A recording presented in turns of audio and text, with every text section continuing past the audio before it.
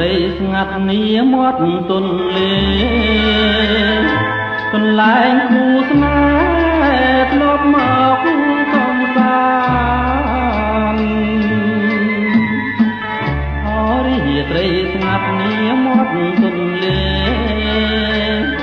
កន្លែងគូស្នេហ៍ធ្លាប់មកកំសាន្ត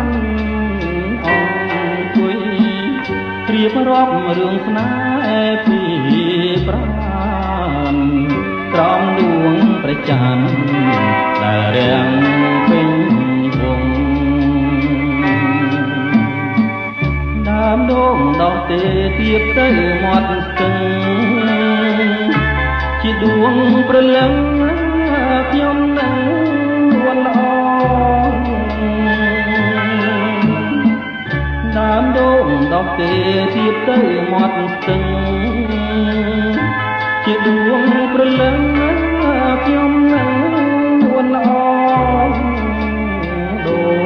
អើយដងទេកុំរេតើមកជួយចាំខ្ញុំផងចាំរឿងស្នេហាយន្តត្រជាងយកធ្លាក់រំភើយក្របងកាយឆ្លាតឆ្លឹងកននិថាក្លិនតា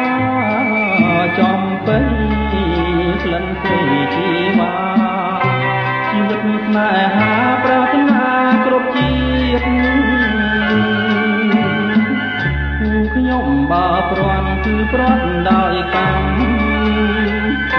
មិនមែនចិត្តនោមឲ្យខ្ញុំក្លៀងក្លៀកគូខ្ញុំបើព្រាន់គឺព្រាត់ដោយកម្មមិនមែនចិត្តនោមឲ្យខ្ញុំក្លៀងក្លៀកជាតិនេះជួបហើយជាតិក្រោយជួបទៀតសូមជួបគ្រប់ជាតិគុំក្លៀក